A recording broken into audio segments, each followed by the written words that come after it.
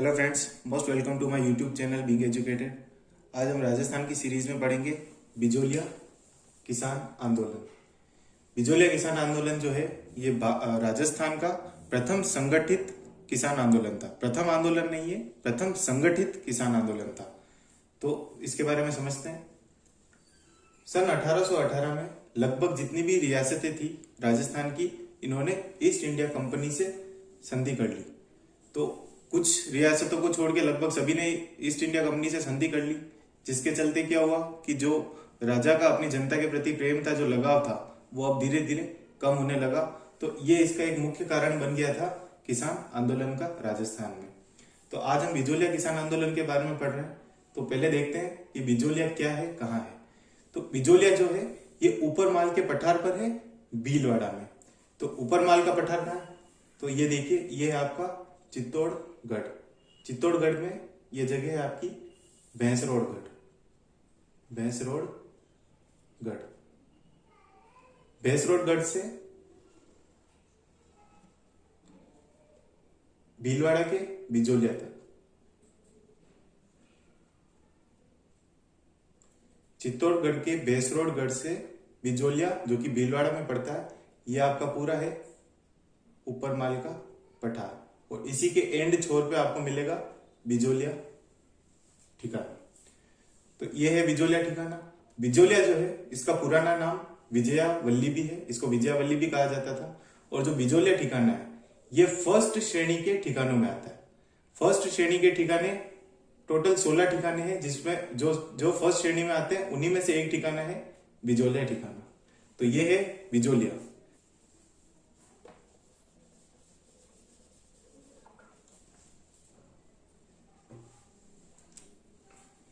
Next है अशोक परमार।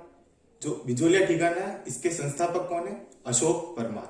अशोक परमार जो है ये भरतपुर के जगनेर से आते हैं। अब आप सोचेंगे कि भरतपुर के जगनेर से आने वाले व्यक्ति अशोक परमार का भीलवाड़ा के बिजोलिया से क्या लेना देना?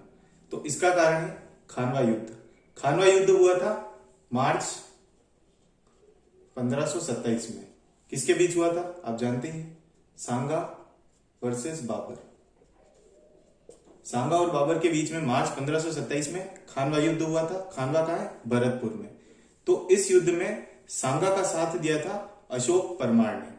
अशोक परमार की इस भूमिका से खुश होकर सांगा ने जो बिजोलिया है, बिजोलिया नहीं, पूरा जो ऊपर माल का पठार है वो अशोक परमार को दे दिया। और अशोक परमार ने ही ऊपर माल के पठार में बिजोलिया बसाया। तो ये थी पृष्ठभूमि जो बिजोलिया की है। और अब किसान आंदोलन के बारे में समझते हैं कि बेसिकली किसान आंदोलन क्यों उठा, उसके क्या कारण रहे। तो जब किसान आंदोलन उठा उस समय तत्कालीन जो मेवाड़ के शासक थे वे थे महाराणा फतेह सिंह जी, जिनका शासनकाल हम देख सकते हैं 1884 से 1930 के बीच में रहा। तो इस दौरान क्या था कि जो बिजोलिया ठिकाना था, बिजोलिया के ठिकाना था, उसमें सबसे पहले हम जानते अशोक परमार है ठिकानेदार के रूप में। फिर उसके बाद गोविंद दास के बाद केशव दास। तब तक भी सब कुछ ठीक था, लेकिन केशव दास की मृत्यु हुई 1894 में। और 1894 में अगला ठिकानेदार बना कृष्णदास। कृष्णदास का शासनकाल रहा 1894 से 1906 के बीच। तो कृष्णदास के काल से ही जो है ये सारे किसान आंदोलन उठने लगे। कृष्णदास ने लगभग 84 तरीके के टैक्स किसानों पर थोप दिए थे। तो ये कौन कौन से टैक्स थे? जैसे खरगड़ी, घोड़ा लाग, चीला लाग। तो इसमें देखो, खरगड़ी जो टैक्स था वो बेसिकली होता ये था कि इसमें जो राजा होता था वो किसानों से गधे लेता था अपने जो भवन निर्माण या सार्वजनिक निर्माण करवाना होता है उसके लिए। और अगर किसानों को वो गधे वापस चाहिए तो उसके लिए टैक्स देना होता था। काफी हास्यास्पद टैक्स है खरगड़ी टैक्स। घोड़ा लाग, अगर राजा का बेटा घोड़ा चलाना सीखता है तो घोड़ा खरीद के लिए जो रुपया चाहिए उसके लिए 1-1 रुपया हर गांव के हर व्यक्ति से लिया जाता था, उसमें घोड़ा लाग।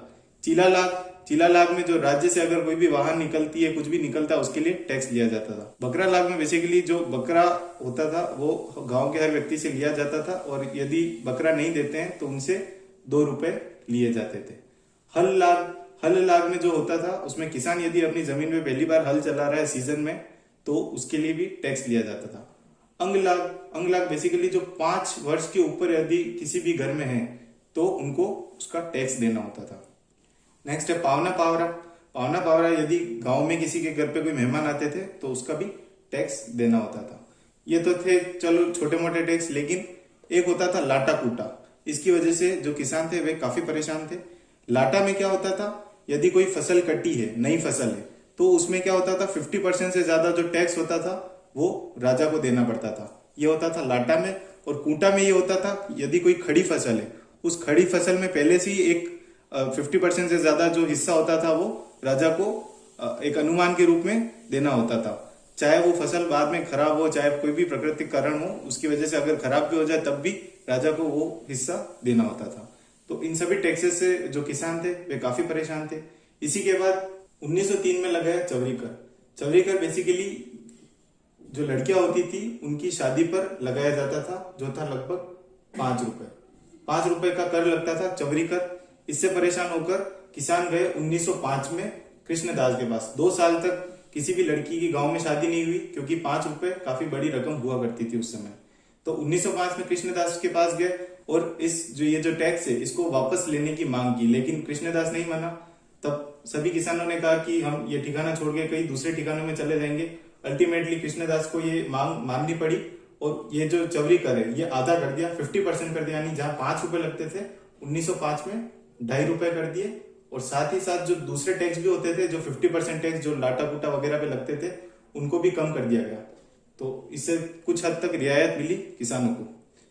तो ये थे कुछ टैक्सेस जो कृष्णदास के काल में लगे थे बिजोलिया ठिकाने में।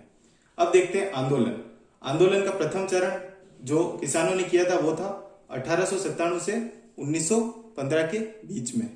तो इसमें बेसिकली हुआ क्या था, जो सभी किसान थे वो गिरधारीपुरा गांव जो कि बिजौलिया में ही पड़ता है, वहां पर इकट्ठे हुए।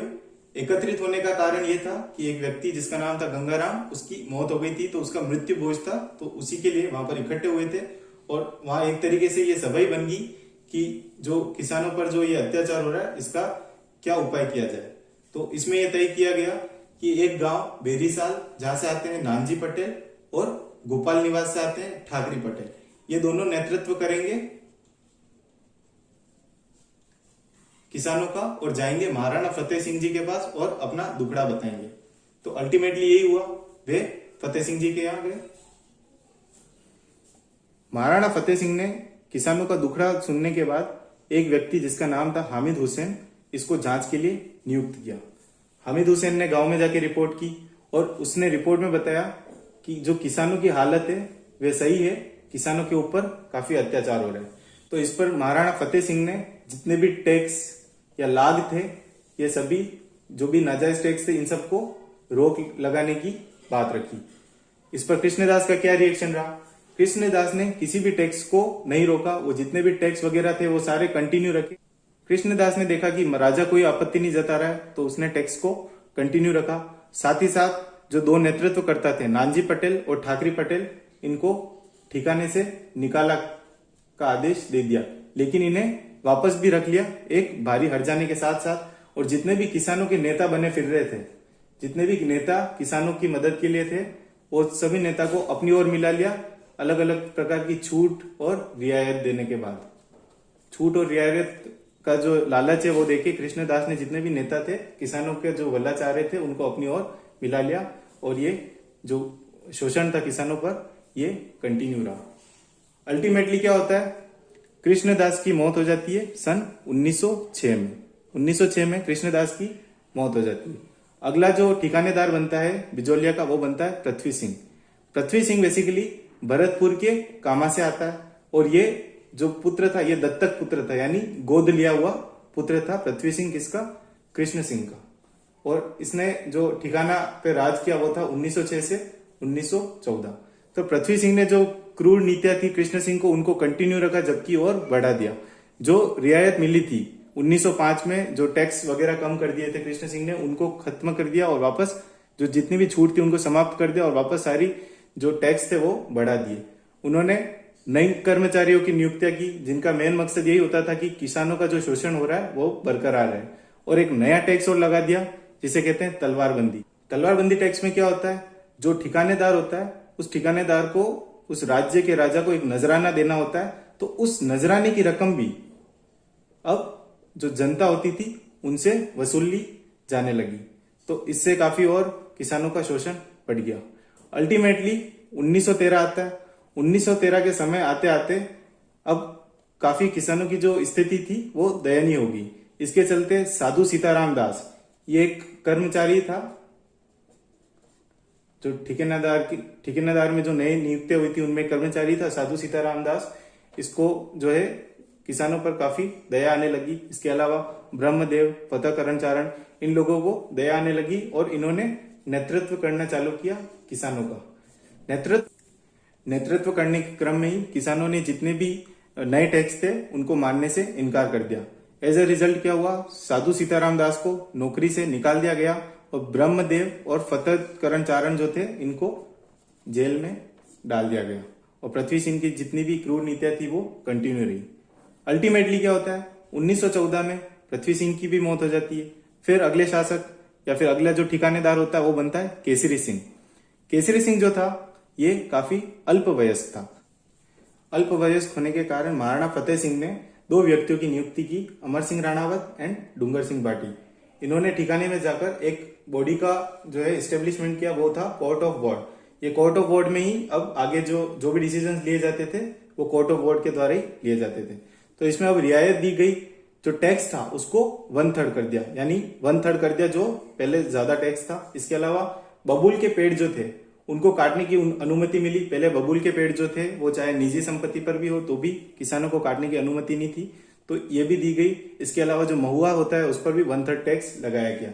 लेकिन ये जो सारी रियायतें थी ये सिर्फ कागजी रियायतें थी, इसमें किसानों को किसी भी प्रकार की कोई छूट नहीं मिल रही थी। इसकी ग्राउंड रियलिटी ये थी कि किसानों को किसी भी प्रकार की वास्तविक रियायत नहीं मिल रही थी और किसानों का जो शोषण था वो चलता जा रहा था, होता जा रहा था।